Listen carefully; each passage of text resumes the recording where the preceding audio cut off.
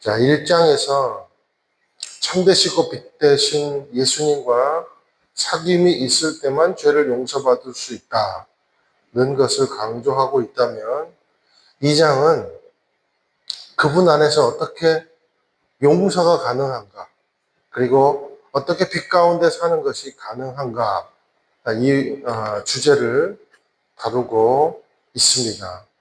우리 말씀 한 구절 한 구절이 참 우리에게 좋은 교훈을 주기 때문에 우리 읽어보도록 하겠습니다. 1절, 2절 읽겠습니다. 시작.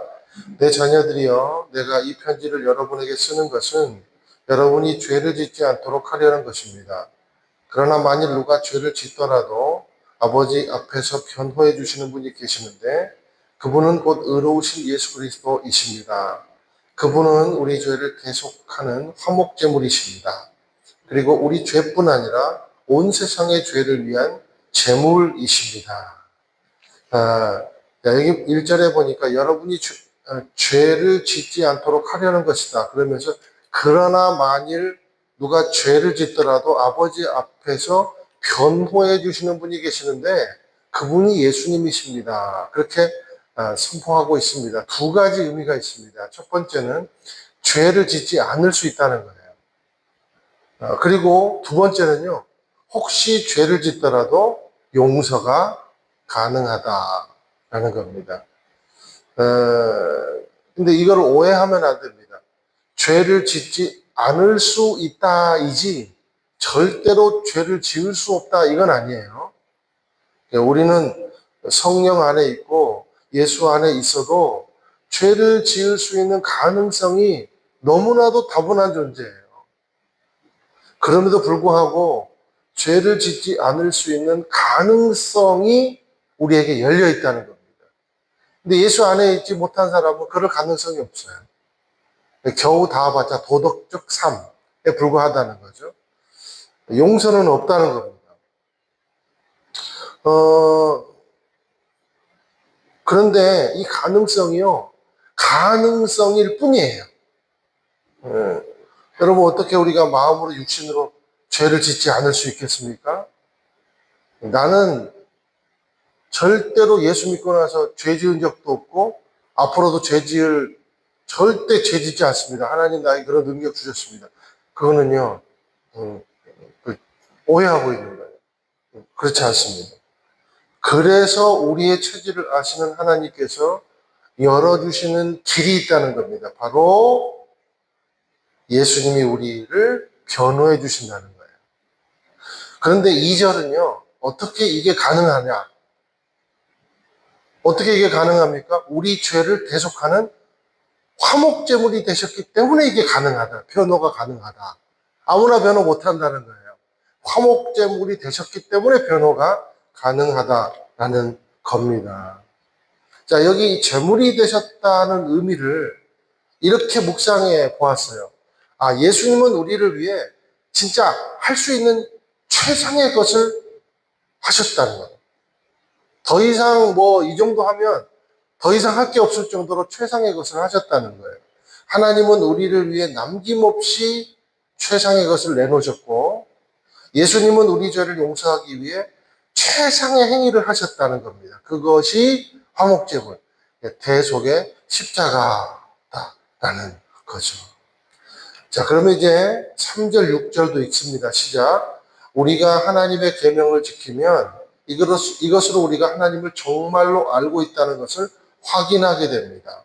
하나님을 안다고 말하면서 하나님의 계명을 지키지 않는 사람은 거짓말쟁이며 진리가 그 사람 안에 있지 않습니다. 그러나 누구든지 하나님의 말씀을 지키면 하나님의 사랑이 참으로 그 사람 안에서 완전히 이루어집니다. 그래서 우리가 하나님 안에 있음을 알게 됩니다. 누구든지 하나님 안에서 살아간다면 그리스도께서 행하신 것과 같이 자신도 그렇게 행해야 합니다. 자, 이런 속죄의 능력은요, 우리에게 죄를 합리화시키는 습관을 키우는 것이 아니라 은혜에 반응하는 인생. 그러니까 계명을 사랑하고 진리를 사모하는 삶의 습관을 가지고 오게 된다는 겁니다. 이게 속죄의 능력이라는 거예요. 그러니까 뭐 제주도 또 용서해 주겠지 이게 아니라 이거는 반응하는 인생이 되게 해준다는 거예요. 이 속죄의 능력이라는 것이. 그러니까 저와 여러분이 주 안에서 죄가 해결됨을 알고 안도감이 들고 방심하는 마음이 들고 회의하는 마음이 듭니까? 회의한 마음이 들어요? 아니면 반대로 은혜에 감동하여 더 말씀을 사모하고 하나님의 뜻 안에서 살고 싶고 행하고 싶은 마음이 듭니까? 후자여야 진짜 용서받는 사람이다 라는 겁니다. 누구든지 하나님 안에서 살아간다면 그리스도께서 행하신 것과 같이 자신도 그렇게 행해야 합니다. 그러니까 용서에 대한 반응은요, 적극적인 순종이라는 거예요. 그리고 더 알고 싶고 더 사귀고 싶은 마음이라는 겁니다. 저 여러분의 삶이 그리스도와의 사귐으로 가득함으로 말미암아 순종이 기쁨이 되고 말씀을 따라 사는 삶이 계속 열림으로 말미암아 그런 말 있잖아요. 청정지역, 영적 청정지역이 열리게 되시기를 주님의 이름으로 축원드려요. 7절 또 8절 읽겠습니다. 시작. 사랑하는 여러분, 내가 여러분에게 쓰는 것은 새 계명이 아니라 여러분이 처음부터 갖고 있던 옛 계명입니다. 이 옛 계명은 여러분이 처음부터 들었던 말씀입니다. 그러나 내가 다시 여러분에게 새 계명을 씁니다. 이 새 계명은 하나님께도 참되고 여러분에게도 참된 것입니다. 어둠이 지나가고 이미 참빛이 비치고 있기 때문입니다. 자, 여기서 새 계명, 옛 계명 한번 밑줄 그어 보세요. 여기서 말하는 새 계명, 옛 계명은 아마도 요약하면 하나님 사랑, 이웃 사랑이라고 볼 수가 있겠습니다. 근데 요한은 지금 사랑하라는 명령을 새 계명이라고 부르면서 또 옛 계명이라고 불러요. 이게 무슨 의미입니까? 자, 예수님이 요한복음 13장 34절에 너희에게 새 계명을 준다. 서로 사랑하라 그랬어요. 자, 이 계명이 옛 계명인 동시에 새 계명이 되는 이유가 뭔가? 갱신했기 때문에. 그러니까 옛 계명을 갱신했기 때문에. 여러분 우리 갱신이란 말이 한자로 보면 고칠 경, 새신 그러잖아요. 그러니까 의미가 뭡니까? 이미 있던 것을 고쳐서 새롭게 한다. 이게 갱신입니다. 그러니까 올 1월에 나 면허 갱신해야 돼. 그리고 1월 5일까지 비자를 갱신하지 않으면 유효기간 만료돼. 그럼 나 이번 해외에 못 가. 뭐 그런 거예요. 스포츠에서도 우리가 세계 신기록을 갱신했다 그런 말이 있잖아요. 예수님이 그렇게 했다는 겁니다. 기존의 기록을 깨고 새 기록을 세웠다는 겁니다. 그러니까 이 옛 계명과 새 계명은요 전혀 다른 것이 아니라는 거예요. 그러니까 옛 계명은 예로부터 들어온 그 계명을 예수님이 오셔서 새롭게 갱신해서 완성시키셨다는 겁니다. 이 갱신의 능력이 성령의 역사로 지금 우리 공동체 안에서도 여실히 드러나고 있다는 겁니다. 자, 이 갱신의 능력이 우리 공동체 가운데 여실히 드러나야 할 줄로 믿습니다. 이제 9절에서 11절 또 읽어보실게요. 시작. 누구든지 빛 가운데 있다고 하면서 자기 형제를 미워하는 사람은 아직 어둠 속에 있는 것입니다. 자기 형제를 사랑하는 사람은 빛 가운데 거하고 그 사람 안에는 그를 넘어뜨릴 장애물이 없습니다. 그러나 자기 형제를 미워하는 사람은 어둠 가운데 있고 어둠 가운데 행하며 자기가 어디로 가는지 알지 못합니다. 어둠이 그의 눈을 가렸기 때문입니다. 자, 그 여실히 드러내는 삶이 뭔가? 하나님을 사랑하는 형제를 사랑하는 삶이라는 거예요. 사랑은요, 여기 보니까 빛을 준대요. 이미 참빛이 비추고 있대요. 저 여러분 안에. 그러니까 사랑은 뭘 줘요?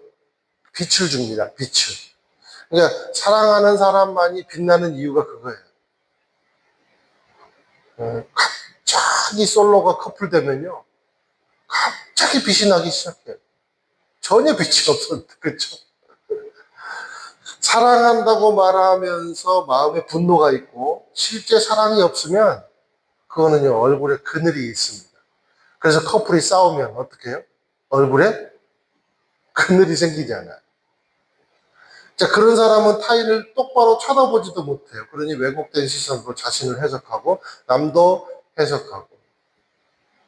자, 빛 가운데 사는 사람은 장애물이 있대요. 그러니까 10절에 보세요. 그를 넘어뜨릴 장애물이 없습니다. 그러니까 빛 가운데 사는 사람은 장애물을 만나도, 장애물이 있지만 장애물을 만나도 빛이 있으니 식별이 가능하다. 저와 여러분에게 인생의 장애물을 만날 때 식별이 가능한 이유가 있습니다. 빛 가운데 있기 때문이라는 겁니다. 그런데 반대로 말하면 어두움에 있으면 식별이 불가능합니다. 절대로, 왜냐하면 11절 보세요. 어둠이 그의 눈을 가렸기 때문이다. 그러니 우리가 건강한 삶을 유지하는 방법이 뭔가? 그것은 빛 가운데 사는 삶. 빛의 견인 아래 사는 삶. 예수로 사는 삶으로 말미암아 건강한 삶이 가능하다는 거예요. 오직 그걸로만. 저와 여러분의 삶이 예수님 안에서 날마다 생명에게 빛을 비추는 인도하는 삶, 그리고 활기찬 생명력을 전하는 그런 인생들이 되시기를 주님의 이름으로 축원드립니다.